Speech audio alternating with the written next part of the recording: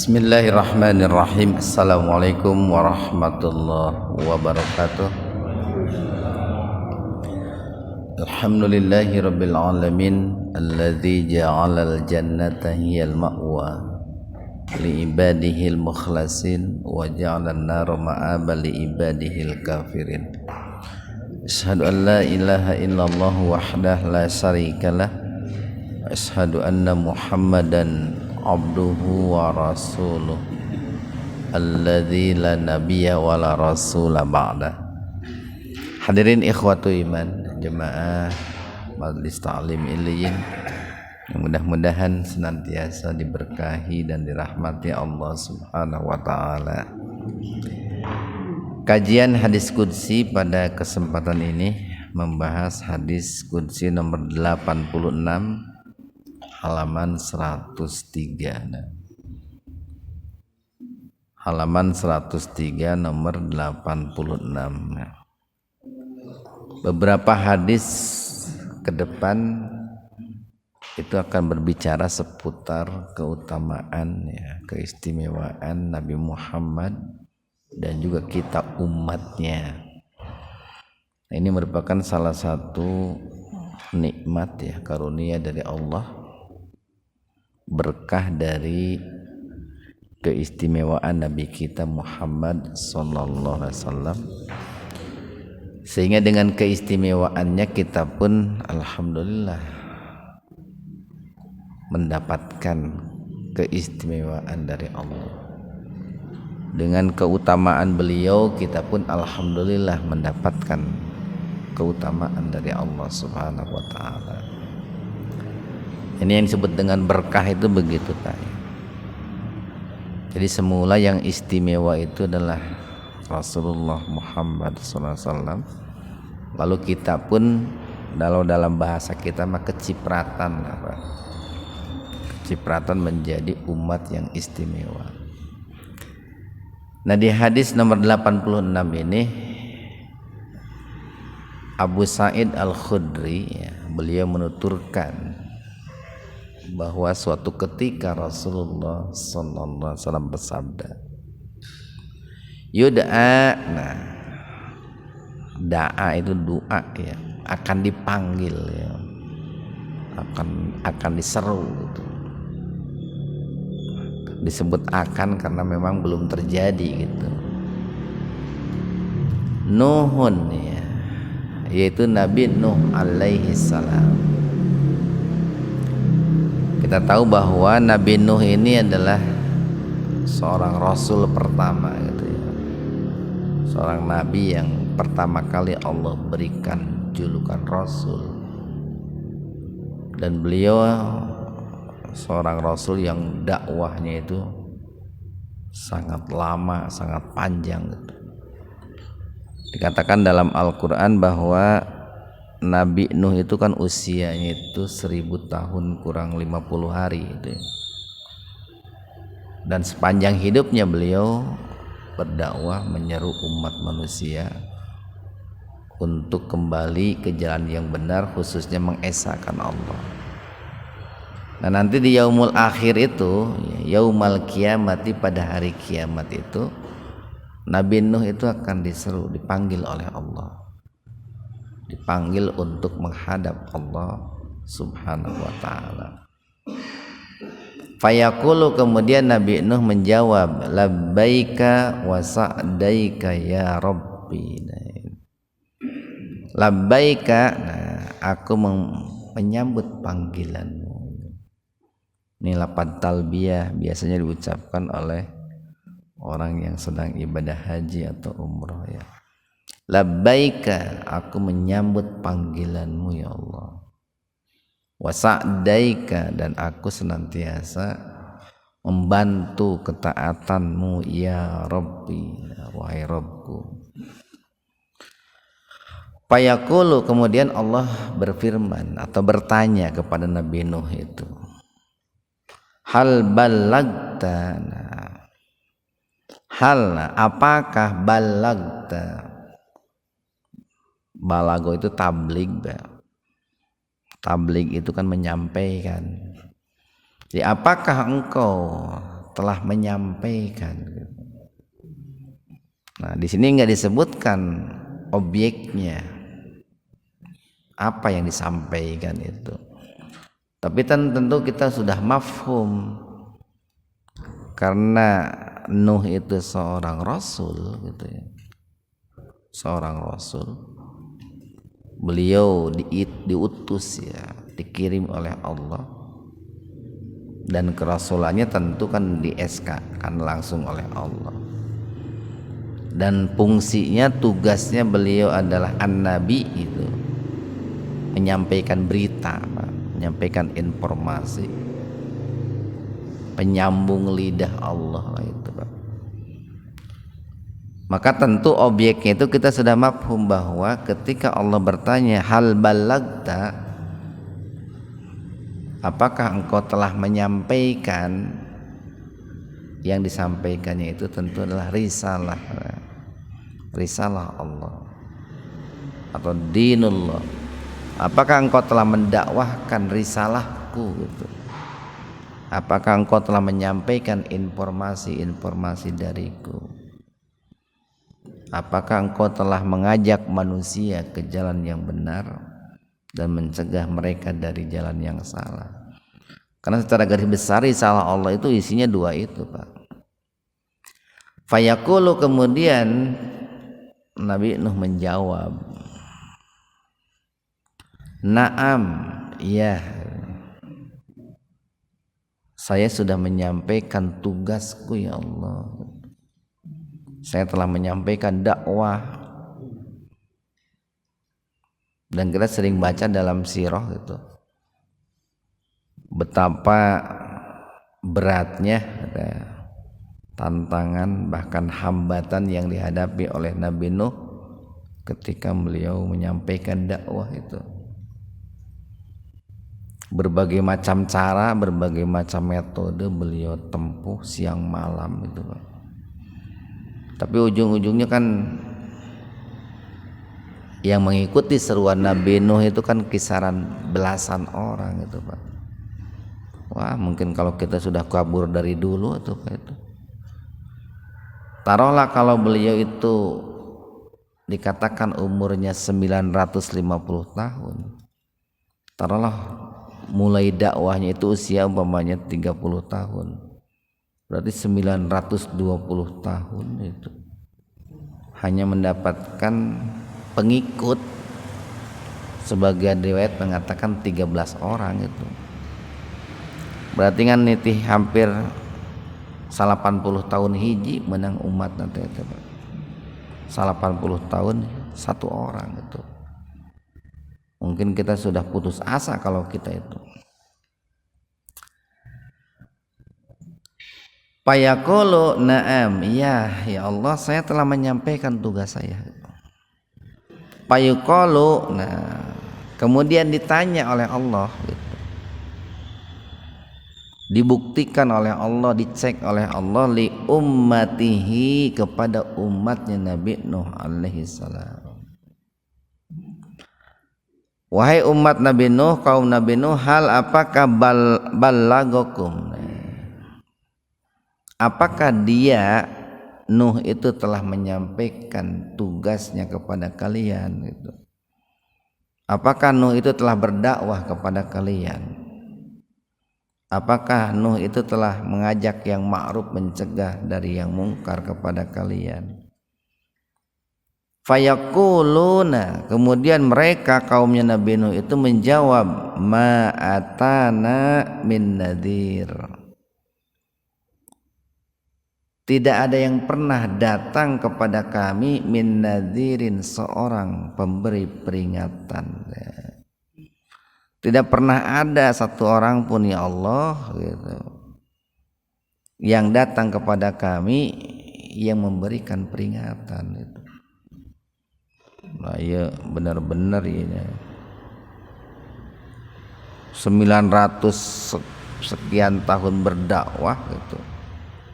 Bahkan mereka pun menentang dakwah Nabi Nuh dengan sangat keterlaluan gitu. Tetapi ketika ditanya oleh Allah itu, diminta kesaksian oleh Allah, mereka malah mengatakan belum pernah ada seorang pun yang menyampaikan risalahmu kepada kami gitu. Kami ini berbuat begini begitu karena kami tidak tahu gitu. Kalau ini dilarang, kalau itu dilarang gitu. Karena belum pernah ada yang melarang kami. Belum pernah ada yang melarang kami untuk berbuat syirik. Belum pernah ada yang melarang kami berzina, belum pernah ada yang melarang kami berjudi dan lain sebagainya. Payaqulu, kemudian Allah bertanya kepada Nabi Nuh. Nah ini menunjuk, ini apa ya, pendidikan bagi kita Pak, bahwa ketika kita mendapatkan satu informasi gitu, atau satu keterangan, itu tidak cukup hanya dari satu pihak, harus dua pihak gitu. Jadi di samping Allah meminta kesaksian dari kaumnya Nabi Nuh pun bertanya kepada Allah, Allah pun bertanya kepada Nabi Nuh. Nah seringkali kan kalau kita meminta kesaksian itu dari satu pihak, mendengar informasi itu dari satu pihak, tidak tabayun lah gitu, sehingga seringkali tidak tegak yang namanya keadilan gitu. Seringkali ada pihak-pihak yang dizolimi gitu. Maka Allah bertanya, wahai Nabi Nuh, man siapakah yashhadu laka itu. Ini menggunakan laka, nggak menggunakan alaika. Artinya bahwa yang dimaksud adalah positif. Siapakah yang akan memberikan kesaksian kepadamu gitu. Siapakah yang akan menjadi pembelamu gitu. Siapakah yang akan menjadi pendukungmu gitu. Payaqulu, kemudian Nabi Nuh menjawab, Muhammad wa ummatuhu. Nah, ini luar biasanya nih Pak, Nabi Muhammad dan juga kita umatnya. Karena kan jarak dari Nabi Nuh kepada Nabi Muhammad, apalagi dengan kita, itu ribuan tahun. Tapi ketika Nabi Nuh itu dikecewakan oleh kaumnya, mereka menafikan, meniadakan perjuangan Nabi Nuh menyelamatkan mereka daripada siksa api neraka. Maka pada saat itu Nabi Nuh itu meminta atau berkata kepada Allah, yang akan membela aku itu adalah Muhammad dan juga umatnya gitu. Patashaduna, nah, ini menggunakan tak tashadun ya. Kan tadi umat itu muannas, itu ada taknya itu. Di patashaduna, maka mereka Nabi Muhammad dan juga umatnya itu memberikan kesaksian apa? Annahu, nah, maksudnya anna Nuh, bahwasanya Nuh, Nabi Nuh alaihissalam itu qad balago, sungguh telah menyampaikan tugasnya, sungguh telah menyampaikan risalahnya, sungguh telah berdakwah gitu. Nah kan seringkali begitu Pak dalam hidup kita juga.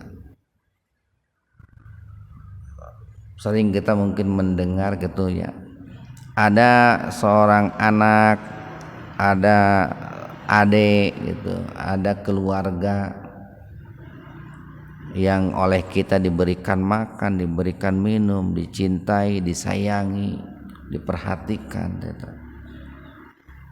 Tetapi ujung-ujungnya menikam gitu ta. Malah orang lain yang membela kita gitu, malah orang lain yang geten sama kita gitu.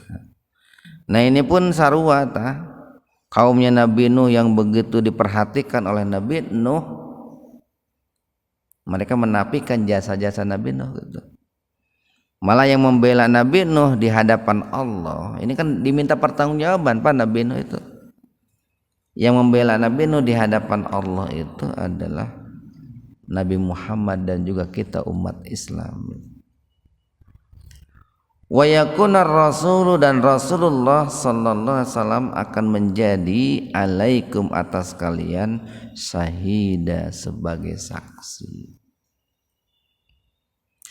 Jadi bahwa kita nih umat Nabi Muhammad akan membela Nabi Nuh di yaumul akhir itu dikuatkan, itu disaksikan oleh Rasulullah Muhammad sallallahu alaihi wasallam.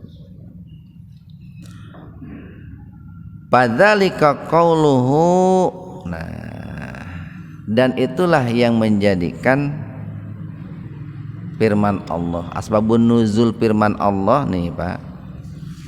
Ini surat apa nih? Al-Baqarah ini. Surat Al-Baqarah ayat 143 nih. Nah, Pak, kalau ingin tahu asbabun nuzul itu kayak begitu. Sebab-sebab turunnya ayat itu begitu. Kenapa turun surat Al-Baqarah ayat 143? Nah, ini ceritanya yang tadi itu, Pak. Apa firman Allahnya itu? Al-Baqarah 143 itu. Wa kadzalika, dan demikianlah ja'alnakum. Ja'ala menjadikan kami, maksudnya Allah, kum kalian. Dan demikianlah kami jadikan kalian wahai umat Islam gitu. Wahai umat Nabi Muhammad, apa ummatan wasato, ummatan wasato. Itu umat yang wasit, Pak. Wasit itu kan pertengahan. Penengah, wasit itu kan begitu. Penengah, pemutus lah. Si ieu offset atau henteu gitu tah. Bola teh keluar lapangan atau henteu itu kan diputuskan oleh wasit itu. Nah, kita itu umat Nabi Muhammad itu wasato itu. Ada yang memaknai wasato itu al-adlu, umat yang adil. Di mana letak keadilannya? Ya, sekalipun kita bukan umatnya Nabi Nuh, tapi kita tahu ya dari Quran, dari hadis, dari firman Allah, dari berita Rasulullah siapa Nabi Nuh. Ya, kita bersaksi dengan jujur, Pak. Itulah yang disebut dengan adil gitu. Atau kita disebut wasato itu ini. Karena kita ini hanya berpihak kepada al-haq gitu. Kita berpihak kepada yang benar gitu. Atau tadi wasato itu adil. Makanya kan dalam Al-Quran dikatakan begini, janganlah kebencianmu kepada suatu kaum menyebabkan kamu tidak berlaku adil gitu. Jadi dalam Islam itu jangankan kepada saudara seiman, seakidah gitu, Pak. Kepada musuh sekalipun ya harus berbuat adil gitu. Tidak boleh kita menghukum orang yang memusuhi Islam melebihi permusuhannya, Pak. Jadi tegakkan dengan adil. Atau disebut wasato itu karena kita nih, kalau dikaitkan dengan aliran kalam, kita ini bukan Jabariyah, bukan Qadariyah gitu. Tetapi kita ini adalah ahlus sunnah wal jamaah. Nah, itu disebut wasato itu, Pak. Jabariyah itu kan satu kelompok, satu golongan yang memposisikan manusia itu bagaikan wayang gitu, Pak, yang dimainkan dalang, atau bagaikan sebuah pohon yang tertiup angin, itu Jabariyah. Sehingga apapun yang dilakukan oleh manusia atau apapun yang terjadi pada diri manusia, manusia tidak punya pilihan, manusia tidak punya peran, tidak ikut campur itu. Itu mah hanya urusan Allah gitu. Itu Jabariyah itu, Pak. Usik malik na dengan saukur ku Allah manusia mah teu pipilueun gitu. Nah, bahayanya paham itu kalau manusia berzina dititah ku Allah, kan kata gitu ujung-ujungnya Pak. Kalau manusia sholat dititah ku Allah, manusia zina dititah ku Allah. Itu Jabariyah. Kalau Qadariyah sebaliknya, manusia itu Allah tidak berperan sedikit pun apa yang terjadi dan dilakukan manusia. Nah, karena paham Qadariyah ini akhirnya manusia bebas itu Pak, bebas. Karena tidak ada campur tangan Allah. Nah, kita itu mengambil jalan wasit, jalan tengah. Tidak Jabariyah, tidak Qadariyah.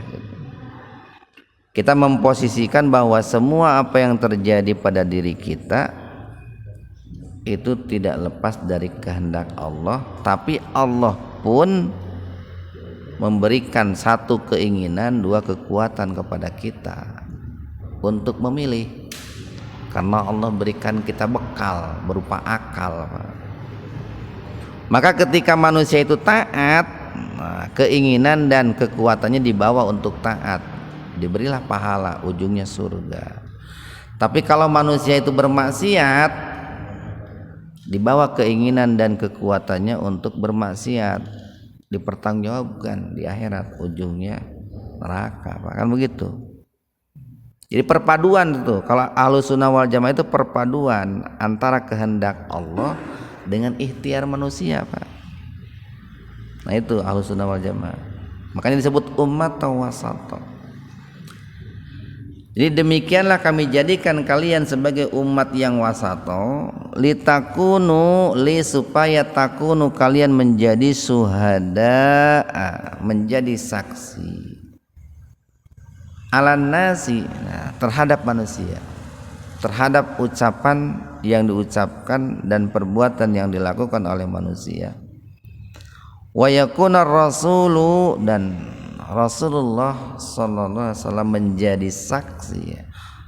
Wa yakuna rasulu alaikum syahida, dan Rasulullah akan menjadi saksi atas kalian, atas kita semua, Pak.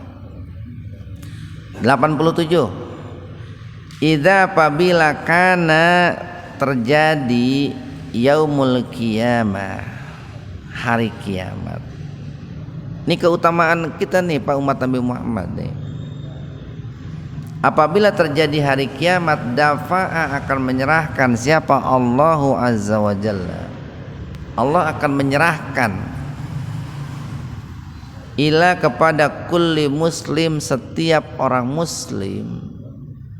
Apa? Yahudian, seorang Yahudi, atau Nasranian, seorang Nasrani.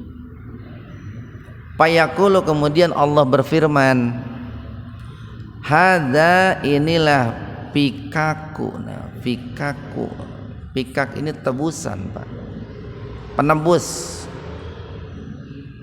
Jadi nanti Allah berfirman tuh kepada kita, umatnya Nabi Muhammad, wahai umat Islam, si Yahudi ini, si Nasrani ini saya berikan kepada kalian untuk menebus dosa-dosa kalian, untuk membentengi kalian daripada siksa api neraka, untuk mengeluarkan kalian dari neraka. Ini kan nikmat ini, Pak, nikmat dari Allah itu. Jadi masing-masing kita itu akan diberikan satu orang Yahudi atau satu orang Nasrani yang tujuannya adalah untuk menjadi penebus dosa kita gitu. Ayat 88, tuhsaru nih, akan dikumpulkan hadhil umat ini, maksudnya umat Nabi Muhammad ini, ala terhadap salah satu tiga asnaf. Nah, asnaf Pak, udah tahu lah kita sering, berapa asnaf yang berhak menerima zakat teh. Nah, asnaf golongan, Pak. Di umat Nabi Muhammad ini akan dipetakan, dibagi menjadi 3 golongan. Nah, kita masuk golongan yang mana nih? Ini yang namanya mengkaji diri. Sinpin, nah, satu golongan yadkhulunal jannah, yadkhuluna mereka akan masuk al jannata surga bighairi hisab, tanpa dihisab. Mudah-mudahan kita masuk kelompok ini Pak nih, masuk surga tanpa dihisab. Kenikmatan yang sangat luar biasa Pak. Karena kan dihisab sendiri itu siksaan Pak, siksaan, dihitung itu siksaan. Bagaimana orang tidak berdebar, tidak takut atau Pak, dihitung, ditimbang amalnya di yaumul mizan, dihitung amalnya di yaumul hisab, sementara konsekuensinya hanya dua, kalau enggak selamat celaka, kalau enggak surga neraka. Itu sehingga nama geus babai ngompol orang dihisab itu siksaan tersendiri. Tapi ada manusia-manusia dari kalangan umat Nabi Muhammad itu yang masuk surga tanpa hisab itu Pak, tanpa hisab. Ini harusnya dijelasin siapa aja gitu ya, cuman kan lah di hadis yang lain panjang nih. Wa dan sinpin, satu golongan. Nah ini golongan yang kedua nih. Yuhasabuna, mereka akan dihisab hisaban dengan hisab yasiro, yang sangat ringan. Summa, kemudian yadkhulunal jannah, pada ujungnya mereka pun masuk surga. Kalau saya tempo hari menyampaikannya itu dakhalal jannah ba'dal hisab bighairi ahlin nar, masuk surga setelah dihisab tapi tidak masuk neraka dulu. Nah ini pun kenikmatan yang sangat luar biasa. Ya minimal apa kita mah kalau tidak masuk kelompok yang pertama, yang kedua ini nih, dihisab tetapi tidak masuk neraka gitu. Masuk surga tapi setelah dihisab gitu. Walaupun sempat spor jantung dulu Pak, tapi ujungnya surga gitu. Nah ini yuhasabu hisabay yasiro. Jadi dihitungnya, ditimbangnya itu dengan hitungan timbangan yang enteng, yang ringan gitu. Kalau yang tadi boleh jadilah pada dari kalangan para nabi, para rasul, para suhada gitu, yang mereka senantiasa taat kepada Allah gitu. Sehingga sekilas ke bahasa orang mah geus kaciri pi surga geuna gitu. Kan lamun cek bahasa kita gini, Nabi Muhammad mah teu dihisab geus pasti pi surga lah gitu Pak gitu. Tapi ada orang-orang mungkin dari umat Nabi Muhammad itu yang memang perlu dihisab gitu, perlu diminta pertanggungjawaban. Wasinpin, dan kelompok yang ketiga Pak nih, golongan yang ketiga, yajisuna, yang akan dipikulkan ala duhurihim, di atas punggung mereka atau di atas pundak mereka, amsala, semisal aljibala, gunung, ar-rasyat, yang kokoh. Apa yang akan dipikulkannya itu dunuban, dosa. Ini masih umat Nabi Muhammad nih. Kalau dalam surat Fatir itu kelompok yang pertama adalah sabiqum bil khairat, itu Pak. Kalau yang kedua, kelompok yang kedua muktasid, itu yang pertengahan. Nah yang ketiga ini nih yang akan memikul dosa seperti gunung itu dolumun linapsi itu. Saya lupa lagi surat Fatir ayat berapa, 35 apa 32 itu ya. Sekitar itulah 30-an tuh.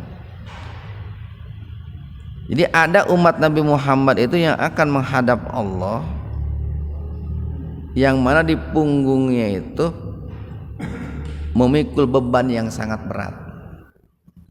Saking beratnya digambarkan seperti memikul gunung gitu Pak. Kan kabayang meureun bongkok gitu, banyak kumaha lah gitu. Jalanna geheseun, beurateun gitu. Napasna terengah-engah, matana melotot, kan gitu kalau berat kan begitu Pak. Fayas'alu kemudian bertanya Allah anhum tentang mereka. Wa huwa padahal dia Allah a'lamu lebih mengetahui bihim tentang mereka. Allah nanya siapa mereka itu gitu. Jadi fayaqulu Allah berfirman mahaulai. Siapa mereka itu? Mereka yang mana? Yang ketiga yang barusan yang terakhir. Umat Nabi Muhammad yang menghadap Allah di hari akhir itu yang yang memikul dosa bagaikan memikul gunung. Allah bertanya, siapa mereka itu? Fayaquluna kemudian mereka menjawab, abidun min ibadika. Ya Allah, mereka itu ini kalau orang yang memikul dosanya itu diposisikan sebagai orang ketiga yang dibicarakan. Kalau yang memikul dosanya yang menjawab, saya ini ya Allah gitu. Kita posisikan saya sebagai orang ketiga. Mereka itu adalah hamba-hambamu gitu. Mereka itu adalah umatnya Nabi Muhammad gitu. Gitu Pak. Mereka itu adalah umat Islam. Fayaqulu kemudian Allah berfirman, khattuha anhum. Khattu itu khudduha. Hanya itu kembali kepada ini Pak, al-jibal ar-rasiyat.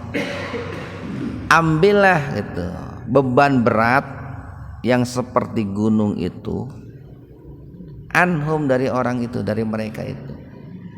Turunkan, lepaskan gitu Pak, dosa yang menjadi beban berat mereka itu dari punggungnya gitu. Waj'aluha dan jadikanlah untuk orang itu waj'aluha dan berikanlah beban berat itu alal Yahudi kepada orang Yahudi wan Nasoro dan juga orang Nasrani. Ya punten lamun sampai ke orang Yahudi Nasrani da kieu bahasa hadisna jadi ku saya dibejakeun sabenerna we. Jadi dan berikan dosa yang memberatkan punggung umat Nabi Muhammad itu masing-masing satu kepada Yahudi, yang kedua kepada Nasrani. Kalau yang tadi redaksinya Allah jadikan orang Yahudi dan Nasrani sebagai penebus. Kalau ini beban dosa yang memberatkan punggungnya dilepaskan lalu berikan kepada Yahudi Nasrani. Wa adkhiluhum dan masukkanlah mereka. Nah, mereka di sini adalah umat Nabi Muhammad, yaitu mereka yang tadi memikul beban berat kemudian dilepaskan lalu diberikan beban beratnya itu kepada Yahudi Nasrani. Itu Pak, masukkanlah mereka umat Nabi Muhammad itu birahmati ya, ke dalam rahmatku. Apa? Al jannah, surga. Nah ini Pak nih, makanya kita harus ittiba kepada Nabi Muhammad, mengikuti Nabi Muhammad. Maka kita harus ini mencintai Rasulullah itu Pak, dengan kecintaan yang benar tentunya. Terakhir nih 89. Idza kana apabila yaumul kiamati hari kiamat qomat, apabila terjadi hari kiamat qomat berdirilah sulatun, sulah itu surat gini, sulatun minal awalin wa qalilum minal akhirin. Sulah itu nih Pak sama dengan asnaf Pak. Jadi apabila hari kiamat tegak terjadi, maka nanti akan berdirilah 3 golongan minan nasi, akan berdirilah segolongan, sekelompok minan nasi dari manusia, yasudduna yang mana mereka akan menghalangi al ufuk tenan untuk bahasa kita gini, ufuk timur, ufuk barat. Nah itu ufuk itu ini bagian lah Pak. Kenapa akan menghalangi ufuk gitu Pak? Karena manusia ini jumlahnya sangat banyak gitu, banyak sampai yang namanya upuk itu tertutup gitu Pak. Gini lamun aya matahari di timur, lamun aya gunung gede gitu nya. Gunungnya gede banget, tertutup tah matahari teh ku gunung eta teh. Nah nanti itu akan ada segolongan manusia yang jumlahnya sangat besar, mungkin jutaan, mungkin miliaran, yang saking banyaknya itu akan menutupi ufuk gitu. Kan nanti di yaumul akhir, pada yaumul akhir tuh tempo hari pernah kita sampaikan, masing-masing nabi itu punya telaga kan gitu. Adapun Nabi Muhammad punya telaga namanya Al-Haud, yang airnya itu dialirkan dari Al-Kausar, itu kan begitu, dari sungai yang ada dalam surga. Nah mereka masing-masing nabi itu menginginkan telaganya itu dikunjungi oleh banyak orang gitu. Tapi masing-masing nabi punya pengikut beda-beda Pak. Ada yang nabi itu pengikutnya hanya satu gitu Pak. Ada nabi itu yang pengikutnya puluhan, belasan gitu Pak, gitu. Nah Nabi Muhammad pengikutnya itu banyak itu, di antara nabi-nabi yang lain gitu, paling banyak gitu Pak. Bahkan ketika Nabi Muhammad itu diperlihatkan kepada beliau, pernah ada sekelompok sekelompok manusia yang cukup banyak. Lalu kata Nabi Muhammad, oh ini umatku katanya. Kata Allah, bukan, itu umatnya Nabi Musa katanya. Nanti umatmu itu belum katanya. Nuruhum, yang cahaya mereka itu, karena kan mereka bercahaya Pak, masing-masing mereka yang menutupi ufuk itu bercahaya. Cahaya itu saking terang itu kasamsi, bagaikan matahari Pak. Payuqalu, kemudian dikatakan an-nabiyul ummi. Nah itulah nabi yang ummi gitu. Tempo hari lah pernah kita bahas, ummi itu cukup banyak lah penafsiran para ulama apa yang disebut dengan ummi itu. Kalau saya lebih setuju ummi itu adalah seorang nabi yang belum pernah membaca kitab suci sebelumnya. Nabi Muhammad bisa baca, bisa tulis, tapi belum pernah membaca Taurat, belum pernah menulis Taurat, Injil, Zabur. Tapi kalau baca bisa, saya sepakat itu. Karena kalau dikatakan Nabi Muhammad tidak bisa baca tulis, nanti akan ada stigma negatif Nabi Muhammad tidak patonah, tidak cerdas katanya. Kan kalau orang bisa baca belum tentu baca yang sebelumnya Pak. Sehingga kalau Nabi Muhammad dikatakan belum pernah baca Taurat, Injil, Zabur, beliau tidak melakukan tidak menjiplak. Al-Quran bukan jiplakan dari Taurat, Injil, Zabur, karena Nabi Muhammad belum pernah baca. Payatahassasu, nah kemudian mencari laha, kepada sumber cahaya itu, kullun nabiyyin, setiap nabi. Di setiap nabi itu melihat mendatangi sumber cahaya itu. Kan kebayang itu cahaya terang benderang itu Pak. Payuqalu, kemudian dikatakan Muhammad wa ummatuhu, itulah Nabi Muhammad dan juga umatnya. Wah ini kebayang bapak-bapak lamun kete di yaumul akhir teh semuanya bercahaya itu Pak. Saking banyaknya umat Nabi Muhammad, cahayanya bersatu itu menjadi seperti sinar matahari.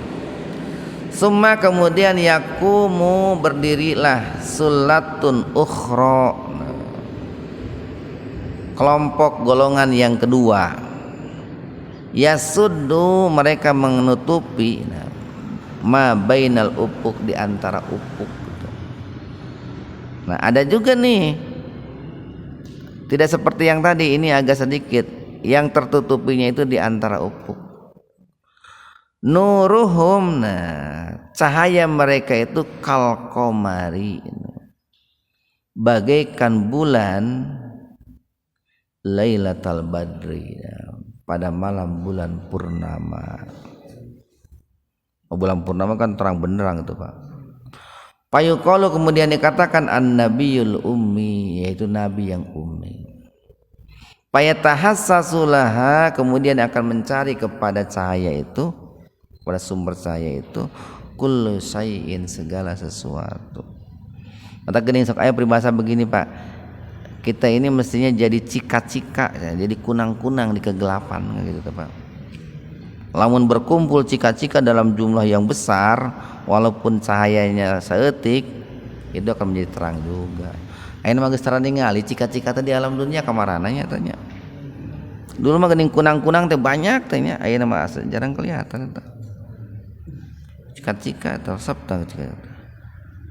Payuqalu, nah kemudian dikatakan Muhammad wa ummatuhu. Nah, yang seperti cahaya bulan purnama itu adalah Nabi Muhammad dan umatnya. Summa, kemudian takumu, nah berdirilah sulatun ukhra, kelompok yang ketiga. Yasuddu ma bainal ufuq, sama nih dengan yang kedua.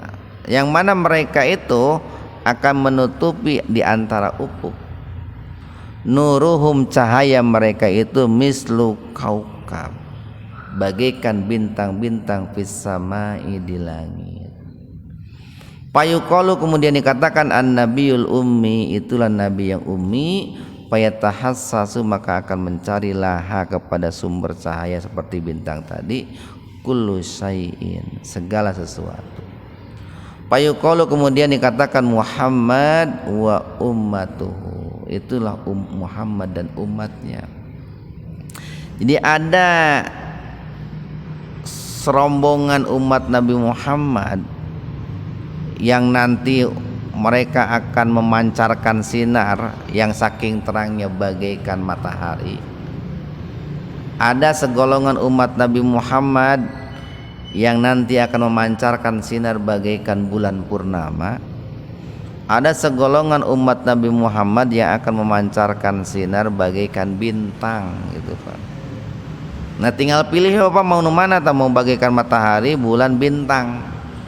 Terus cari apa amalannya kalau ingin seperti cahaya matahari, apa amalannya kalau ingin seperti cahaya bulan atau bintang, kan gitu Pak. Summa, kemudian yuhsi, nah, dituangkan hasyatain, dua cidukan. Ini nggak disebutkan nih apa yang dituangkan oleh Allah, dua cidukan untuk tiga golongan tadi. Yang jelas kenikmatan lah Pak, rahmat Allah itu, keberkahan dari Allah. Payaqulu, kemudian Allah berfirman, hadzalaka ya Muhammad, wahai Muhammad, ini untukmu. Kalau disebut untukmu, berarti ini menunjukkan bahwa apa yang didapat oleh Nabi Muhammad itu hasil apa yang beliau lakukan, hasil kerja keras beliau gitu. Tapi di sini ada gini, wa hadza minni laka, ada minninya pada. Adapun yang ini, kan dua cidukan Pak ya. Yang satu Allah katakan hadza laka, yang kedua wa hadza minni laka. Gini Pak, lamun kurban gini sok aya doana teh. Allahumma inna hada laka wa minka. Kan gitu kan. Kalau menyembelih hewan kurban kan begitu. Bismillahi Allahu akbar. Allahumma hadalaka wa minka gitu. Ya Allah, inilah untukmu dan darimu, kan gitu. Ya Muhammad, nah, jadi wahada minni laka ya Muhammad. Itu yang cidukan yang kedua. Summa, kemudian yudau, diletakkan al-mizan, timbangan, wa yukhadu fil hisab, kemudian dilakukanlah penghisaban, diadakanlah penghisaban. Nah ini adalah diantara hadis-hadis yang menunjukkan betapa istimewanya Nabi Muhammad, Rasul kita, dan juga Rasulullah Sallallahu Alaihi Wasallam. Alhamdulillahirabbil alamin. Subhanakallahumma bihamdika asyhadu an la ilaha illa anta astaghfiruka wa atubu ilaik. Assalamualaikum warahmatullahi wabarakatuh.